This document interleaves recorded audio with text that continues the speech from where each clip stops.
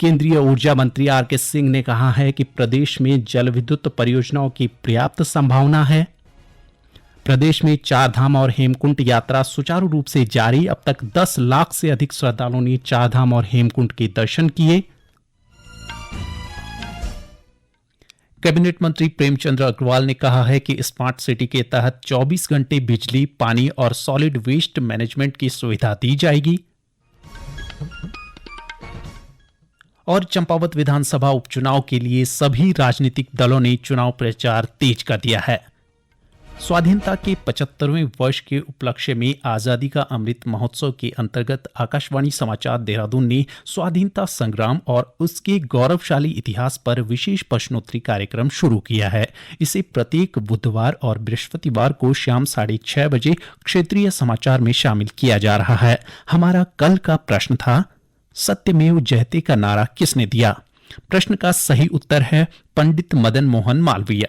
आकाशवाणी समाचार देहरादून को देश भर के साथ ही प्रदेश भर से प्रश्न के उत्तर मिले हैं। हमारे आज के भाग्यशाली विजेता हैं उड़ीसा के भुवनेश्वर से रविंद्र कुमार नाथ।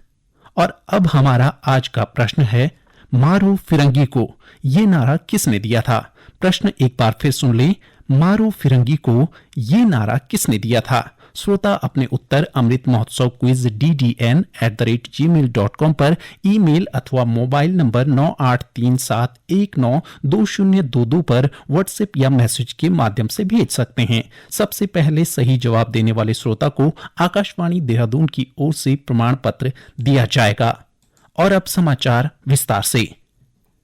केंद्रीय ऊर्जा मंत्री आर.के. सिंह ने कहा है कि उत्तराखंड में जल विद्युत परियोजनाओं की पर्याप्त संभावना है। आज टिहरी हाइड्रो डेवलपमेंट कॉरपोरेशन की ओर से आयोजित जर्नी ऑफ टिहरी डैम कार्यक्रम में केंद्रीय मंत्री ने कहा कि जल विद्युत परियोजना के कारण देश का विकास हो रहा है, साथ ही पर्यावरण के लिए भी यह परियोजनाएं लाभकारी हैं। उन्होंने कहा कि टिहरी बांध की 26% हिस्सेदारी जो उत्तर प्रदेश को दी जानी थी, उसे वापस उत्तराखंड को देने पर जल्द निर्णय लिया जाएगा। श्री सिंह ने कहा कि स्थानीय लोगों की सुविधा को देखते हुए टिहरी बांध के ऊपर से आवाजाही को 24 घंटे खोला जाएगा। साथ ही टिहरी बांध से प्रभावित लोगों की समस्याओं का जल्द समाधान किया जाएगा। इस अवसर पर मुख्यमंत्री पुष्कर सिंह धामी ने केंद्रीय मंत्री से प्रदेश में निर्माणाधीन जल विद्युत परियोजनाओं से प्रभावित लोगों की समस्याओं का समाधान करने की मांग की। प्रदेश में चारधाम और हेमकुंड यात्रा सुचारू रूप से चल रही है। अब तक 10,26,000 से अधिक श्रद्धालु चारधाम और हेमकुंड के दर्शन कर चुके हैं। आपदा प्रबंधन के अनुसार बद्रीनाथ में 3,40,000, केदारनाथ में 3,35,000, गंगोत्री में 2 लाख, यमुनोत्री में 1,49,000 और हेमकुंड साहिब में 10,000 से अधिक तीर्थयात्रियों ने दर्शन किए। इस बीच देश विदेश से तीर्थयात्रियों के पहुंचने का सिलसिला जारी है। यात्रियों की बढ़ती संख्या को देखते हुए प्रशासन सभी व्यवस्थाओं में इजाफा करने के साथ ही दुरुस्त करने में लगा हुआ है। इस बीच तीर्थयात्रियों की बढ़ती संख्या को देखते हुए कैबिनेट मंत्री प्रेमचंद अग्रवाल ने चारधाम यात्रा से संबंधित जिलों के जिलाधिकारियों और एसएसपी के साथ वीडियो कॉन्फ्रेंसिंग के माध्यम से बैठक की। उन्होंने कहा कि आने वाले दिनों में तीर्थयात्रियों की संख्या और बढ़ेगी। यात्रा मार्गों पर ट्रैफिक का दबाव बहुत ज्यादा है। उन्होंने कहा कि व्यवस्थाओं को अधिक बेहतर बनाने के प्रयास किए जा रहे हैं। कैबिनेट मंत्री ने कहा कि अब तक चारधाम यात्रा पर आए 80 श्रद्धालुओं की मृत्यु हो चुकी है।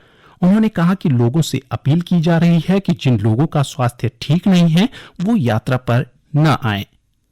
केंद्रीय जनजातीय कार्य मंत्री अर्जुन मुंडा ने आज नई दिल्ली में हरिद्वार स्थित योगपीठ के एमडी और सह संस्थापक आचार्य बालकृष्ण और उनकी टीम के साथ बैठक की। इस मौके पर योगपीठ द्वारा मंत्रालय की योजनाओं के तहत किए जा रहे कार्यों की प्रगति रिपोर्ट, शोध और जनजातीय लोगों के कल्याण संबंधित विभिन्न महत्वपूर्ण विषयों पर गहन चर्चा की गई। इस अवसर पर केंद्रीय जनजातीय कार्य राज्य मंत्री विश्वेश्वर टुड्डू, पूर्व राज्य मंत्री प्रताप चंद्र सारंगी और मंत्रालय के वरिष्ठ अधिकारी उपस्थित रहे। कुमाऊं मंडल के आयुक्त दीपक रावत ने आज अल्मोड़ा में आगामी 5 जून को होने वाली संघ लोक सेवा आयोग की परीक्षा की तैयारियों को लेकर अधिकारियों को आवश्यक दिशा निर्देश दिए। साथ ही उन्होंने ऐतिहासिक धरोहर बनने जा रहे मल्ला महल में चल रहे जीर्णोद्धार कार्यों व म्यूजियम गैलरी का निरीक्षण किया। श्री रावत ने कहा कि मल्ला महल को पर्यटन स्थल के तौर पर विकसित करने से पर्यटकों की संख्या में इजाफा होगा। आयुक्त ने कहा कि मुख्यमंत्री पर्यटन को विकसित करने के लिए मानस प्रोजेक्ट पर कार्य योजना तैयार कर रहे हैं। उन्होंने कहा कि पर्यटन स्थलों को कनेक्टिविटी से जोड़ने के साथ ही पर्यटक स्थलों की यात्रा को सुगम बनाने के लिए कार्य शुरू किया जाएगा। पार्किंग व्यवस्था दुरुस्त करने के साथ मनमाना किराया वसूलने वालों पर कार्यवाही की जाएगी। ये समाचार आकाशवाणी देहरादून से प्रसारित किए जा रहे हैं। ताजा समाचार के लिए आप हमारे Twitter handle @AIR News TDN और फेसबुक पेज आकाशवाणी समाचार उत्तराखंड को फॉलो कर सकते हैं। इसके अलावा न्यूज ऑन AIR ऐप पर भी आकाशवाणी समाचार को लाइव सुन सकते हैं। कैबिनेट मंत्री प्रेमचंद अग्रवाल ने कहा है कि स्मार्ट सिटी के तहत 24 घंटे बिजली, पानी और सॉलिड वेस्ट मैनेजमेंट की सुविधा दी जाएगी। देहरादून में आयोजित शहरी विकास विभाग की बैठक में श्री अग्रवाल ने स्मार्ट सिटी के अंतर्गत विभिन्न योजनाओं से नागरिकों को लाभान्वित करने के अधिकारियों को निर्देश दिए। उन्होंने कहा कि स्मार्ट सिटी के अंतर्गत 10 इलेक्ट्रॉनिक बसों का संचालन किया जा रहा है और 5 बसों का संचालन जून से प्रथम सप्ताह तक शुरू किया जाएगा। कैबिनेट मंत्री ने कहा कि शहरी विकास विभाग की ओर से सफाई की 42 मशीनें नगर निगम को उपलब्ध कराई जाएंगी। उन्होंने सभी कार्यों की रिपोर्ट उपलब्ध कराए जाने के अधिकारियों को निर्देश दिए। कैबिनेट मंत्री धन सिंह रावत ने आज उत्तरकाशी में गंगोत्री यमुनोत्री धाम की यात्रा व्यवस्थाओं को लेकर जिलाधिकारी, पुलिस अधीक्षक व मुख्य चिकित्सा अधिकारी को यात्रा सुगम व सुरक्षित बनाने के निर्देश दिए। उन्होंने कहा कि यमुनोत्री व गंगोत्री धाम में तीर्थयात्रियों के स्वास्थ्य सुविधाएं उपलब्ध कराना सरकार की प्राथमिकता है। कैबिनेट मंत्री ने कहा कि एम्बुलेंस व 108 का रिस्पांस टाइम कम होना चाहिए, जिससे कि मरीजों को समय से उपचार मिल सके। उन्होंने यमुनोत्री धाम जाने वाले तीर्थ यात्रियों की सुविधा के लिए हर 500 मीटर के दायरे में पोर्टेबल ऑक्सीजन सिलेंडर रखने को कहा। साथ ही कैबिनेट मंत्री ने 10% अतिरिक्त दवाइयों का स्टॉक रखने के निर्देश दिए। डॉक्टर रावत ने कहा कि धामों में तीर्थ यात्रियों को दर्शन करने और अन्य मूलभूत सुविधाओं को लेकर स्थानीय स्तर पर सुविधाएं देने के प्रयास किए जा रहे हैं। श्री रावत ने कहा कि सरकार अतिथि देवो भव के ध्येय को लेकर चल रही है। पुलिस महानिदेशक अशोक कुमार ने कहा है कि चारधाम यात्रा को सुगम बनाने के उद्देश्य से हरिद्वार और व्यासी के बीच का मार्ग 8 जोन और 28 सेक्टरों में बांटा गया है। ये जानकारी देते हुए श्री कुमार ने बताया कि हरिद्वार, देहरादून, पौड़ी और टिहरी जिले को जोन और सेक्टर में बांटा गया है। साथ ही उन्होंने कहा कि अन्य प्रदेशों से आने वाले वाहनों की आवागमन के लिए अलग से प्लान बनाया गया है। उधर श्री कुमार ने अल्मोड़ा में आयोजित एक कार्यक्रम में पुलिस अधिकारियों व थानाध्यक्षों को कानून व्यवस्था दुरुस्त करने के लिए आवश्यक दिशा निर्देश दिए। इस मौके पर उन्होंने पुलिस कर्मियों की समस्याएं भी सुनी। उन्होंने बताया कि पुलिस का ग्रेड पे का मामला शासन स्तर पर कार्यवाही के लिए रखा गया है। इस बीच पुलिस महानिदेशक ने पुलिस लाइन में बनने वाले नए प्रशासनिक भवन का भी निरीक्षण किया। चंपावत विधानसभा उपचुनाव के लिए सभी राजनीतिक दलों ने चुनाव प्रचार तेज कर दिया है। आज मुख्यमंत्री व भाजपा प्रत्याशी पुष्कर सिंह धामी ने टनकपुर और बनबसा में जनसभा को संबोधित किया। श्री धामी ने कहा कि 31 मई के उपचुनाव को लोकतंत्र के उत्सव के रूप में बनाएं और अधिक संख्या में मतदान करें। इस बीच उन्होंने टनकपुर स्थित शारदा घाट में पूजा अर्चना और गुरुद्वारा श्री गुरु सिंह साहब में मत्था टेक कर प्रदेशवासियों की खुशहाली तथा प्रदेश की उन्नति व प्रगति के लिए अरदास की। उधर कांग्रेस प्रदेश अध्यक्ष करण माहरा ने कार्यकर्ताओं के साथ बैठक की, जिसमें कांग्रेस प्रत्याशी निर्मला गहतोड़ी के चुनाव प्रचार की प्रक्रिया को गति देने के विषय में विचार विमर्श किया गया।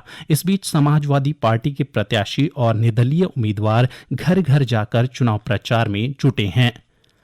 भारतीय निर्वाचन आयोग ने जन प्रतिनिधित्व कानून 1951 की धारा 29A और 29C का अनुपालन न करने के मामले में 2100 से अधिक पंजीकृत गैर मान्यता प्राप्त राजनीतिक पार्टियों के खिलाफ कार्रवाई का निर्णय लिया है।